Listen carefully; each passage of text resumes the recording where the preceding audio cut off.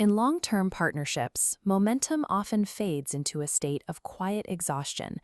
The rhythm of the relationship reaches a dead stop of routine.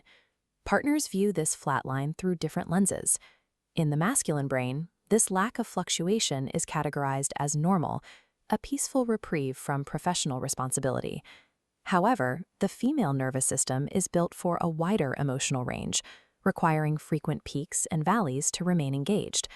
When the environment stays too stable for too long, an emotionally starved nervous system may unconsciously generate a spark. This often manifests as manufactured drama or petty conflicts, used simply to force an emotional spike. While the resulting make-up sex provides a temporary release, relying on negative friction to generate energy eventually wears down the relationship's foundation.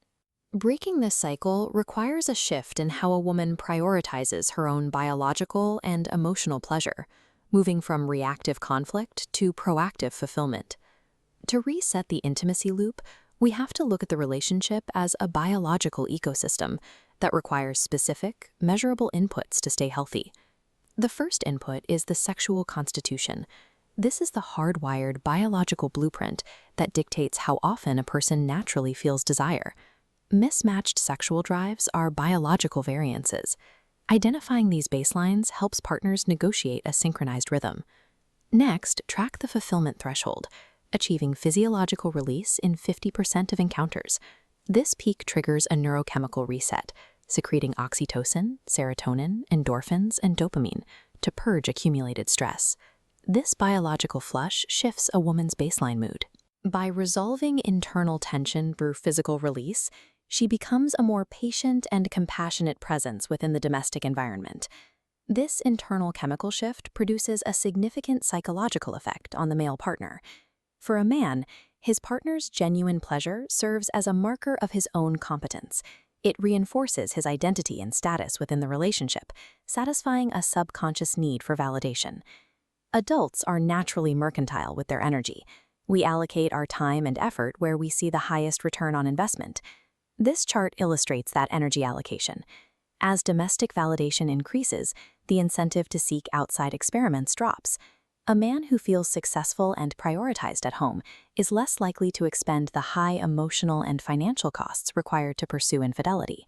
With the negative drama removed, the fulfilled woman can focus on injecting positive emotional spikes.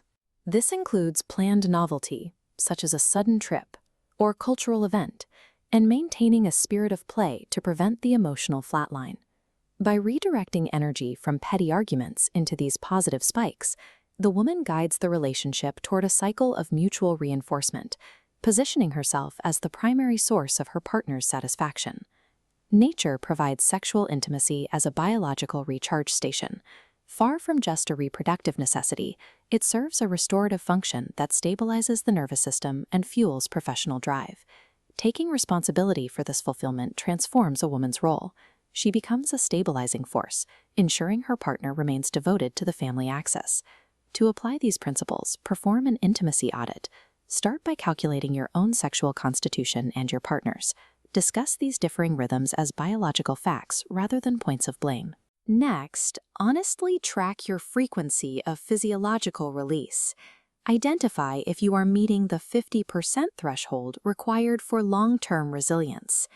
Take control of the relationship's climate this weekend.